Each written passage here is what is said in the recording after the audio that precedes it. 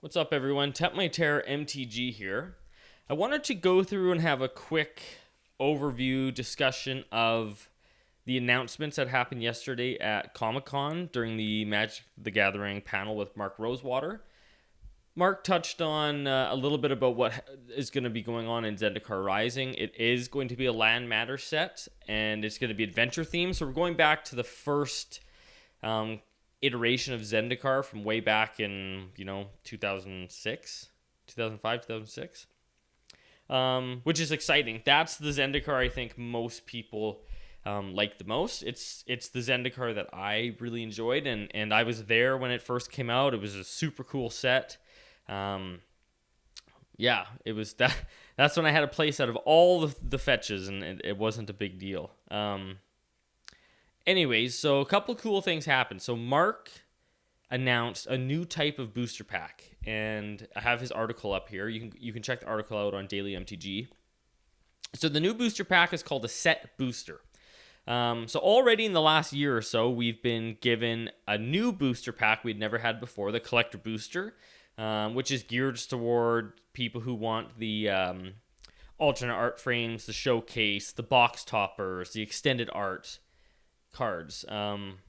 Those are the easiest way to find those. The issue is the price point on those. So at least here in Canada, we're paying, $30 to $35 a pack, or $360 plus, for a booster box of collector boosters. So set boosters are supposed to be that in-between void between a draft booster and a collector booster, and I believe on the price point. So I haven't officially seen an answer to it, but I've seen people talking about how a set booster is only supposed to be a few dollars more than a draft booster. So if we're paying, $5.50 for a draft booster, and now we're paying, let's say, even like $8.99 or $10 for a set booster, and you're getting this difference in the pack, you're not getting, as many of these commons and these things that are designed for draft boosters. And for drafting, these are for people who are trying to get, some of these chase rares or the alternate art stuff, but don't want to be forking out the collector booster price. So I think it does fill a void, maybe that people didn't necessarily know was there or wanted. I think people were okay with the draft booster. Still, people buy draft booster boxes to crack packs. And then people are buying the collector boosters and just getting some insane pulls. And these collector boosters were worth so much at the beginning, the first week or two. But then even with like M21, you see the price of a lot of those cards coming back down. Like a Scavenging Ooze, like $2-3, like alternate art. So set booster maybe does have a spot. So let's kind of go through and just see in the article and just talk about set boosters. So the article here kind of talks about how R&D used some data that they got to find out that there's a difference in what people want between collector booster and draft booster. So set boosters are their first attempt, and they even say in the article it's an experiment. They've never done it before, and they're trying something new. So kind of like I talked before, set boosters, the in-between, like a draft booster and a collector booster, you're not going to be drafting with these. These are just to crack open and see the fun stuff that you can pull. So the set booster has 4 parts to the booster. So they come with 16 cards, 15 of which are magic cards, and 1 is a token/add slot. So the set booster is broken into 4 parts. And they're called chapters. So we have the welcome chapter, then we have the fireworks chapter, the big finish chapter, and then the epilogue. So I lied. Sorry, 12 magic cards, 14 cards total. So let's go through the 4 chapters. So let's start with chapter 1, welcome chapter, and slot number 1. So slot number 1 is an art card, which is the exact same thing that we got in Modern Horizons. So Zendikar Rising set boosters will have 81 different art cards. And 5% of the time, so there's percentages in this article about what you can hit. We'll go through. I think they actually did a great job in this article explaining the percentages of getting like a mythic, a rare, or more uncommons than less commons and whatnot. So 5% of the time, rather than a normal art card, you'll get one with a gold stamp signature of the artist. So gold stamp cards are coming to Magic the Gathering in packs that you can purchase from Wizards of the Coast. Before this, the only gold bordered or gold stamped anything we had was the collector edition from way back in the day, the beta ones that were yellow borders, or from like the World Championship decks, or signatures only come when people go to Magic Fest or find an artist and get them to sign the card. So having this in a pack is kind of neat. I don't think people are going to be I'm not sure, but personally, I'm not going to be going after these. But it's a cool thing to add because Wizards is targeting collectors. And if this is something that you're into as a collector, then this is great. This is an opportunity for you to get something directly from the company you haven't been able to do before. So that's slot 1. So slot 2 is the land slot. So full art basic lands are back, which is great. Zendikar full art basics is kind of, really what started it all in regular packs that people buy. That wasn't, unhinged, unglued, the specialty sets. 15% of the times, here we are at the percentages, the land in the slot will be foil. That's cool, but that does not take away from other things in the pack being foil, so it's good to know. So the last slot in the welcome chapter is the connected commons and uncommons. So this is pretty cool. They're basically making these slots, whatever you get, it'll almost be like similar to Jumpstart, how you'd open a Jumpstart pack and it was goblins. And all the cards in there worked with that goblin theme, right? You got a goblin, rare, uncommons, everything worked together.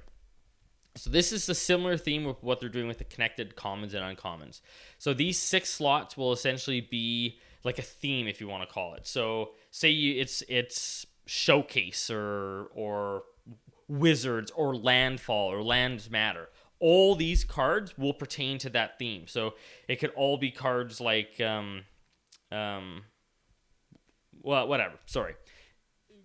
lands come into play, landfall effects, stuff like that. So all these cards in this slot are going to be like that, which is cool. Once again, Mark has provided the percentages, which is pretty cool. So you can see how the initial percentage of like 5 commons and 1 uncommon will happen 35% of the time. 4 commons and 2 uncommons, which will occur the most at 40%. 3 commons, 3 uncommons, 12.5. 2 commons, 4 uncommons will happen 7% of the time. 1 common, 5 uncommons will happen 3.5% of the time, and no commons and 6 uncommons will happen 2%. So going in the percentage essentially of what you're going to get. You're most likely going to get more commons than uncommons, but it potentially could happen that you just open 6 uncommons. It's kind of cool, the difference in here. It's neat, and I really like this percentage, so people aren't upset. You know what's coming. This, getting all uncommons is not going to happen very often. It might never happen for you, right? So it's kind of good to know. So the next chapter is called the Fireworks chapter. So slot 9. So Mark's calling this the head turning slot. So the goal of this chapter is to be splashy and exciting. So you never know what might turn up here. So slot number 9 is always going to be a visually interesting looking card. And he said it's going to vary from set to set. So for this set, it means you'll get a common or an uncommon that is either a showcase card or a card that's a cool element of the set that we haven't talked about yet. So not sure what this is going to be, but keep your eye out for this slot. I think it's going to be pretty cool. The next slot is the wild card rarity slot. So these slot 10 and 11, so it's 2 slots. So these 2 slots can basically be anything from common to mythic rare.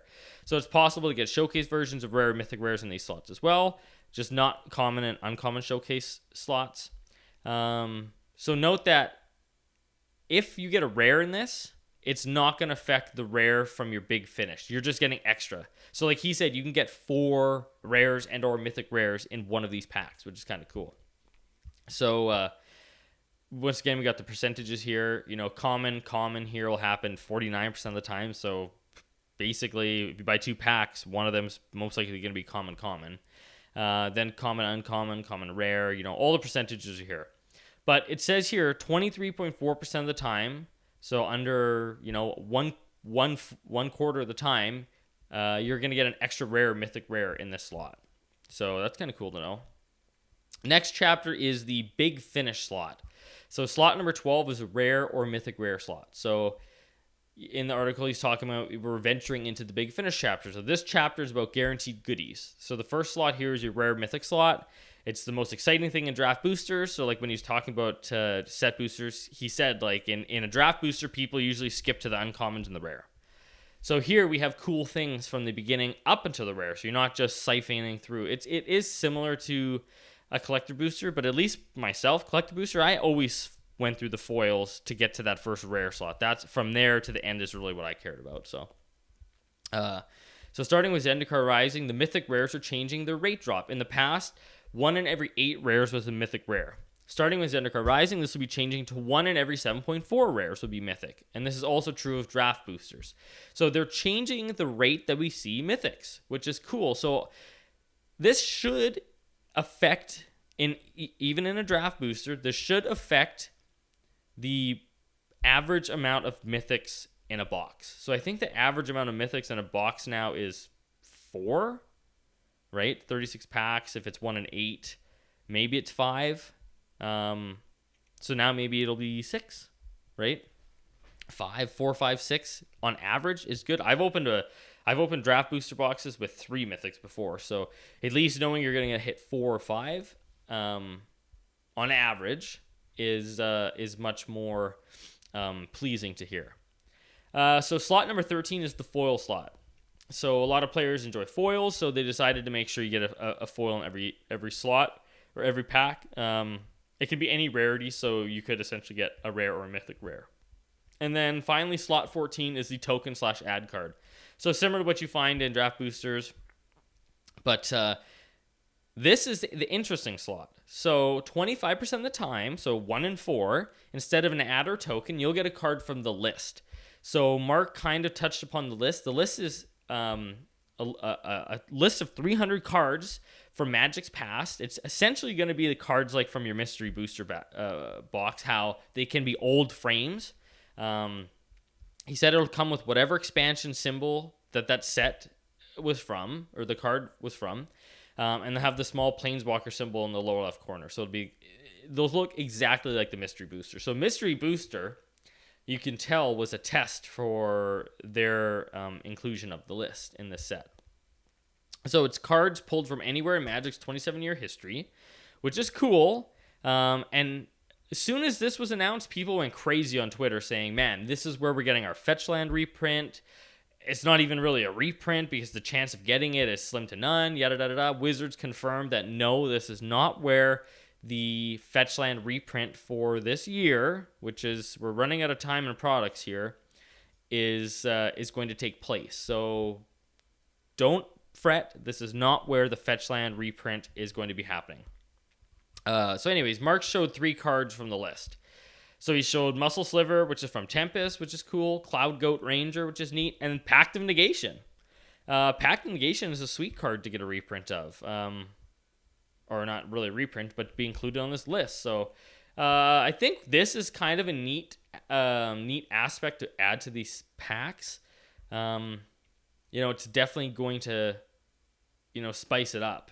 So you could just get, your token or your junky ad, or, you flip to the end and you got a Pact of Negation sitting there, or better. Like, this is not going to be the best card on the 300 list. So I don't know. There could be some really cool stuff hidden at the end of these packs. So yeah, I think set boosters are a cool idea.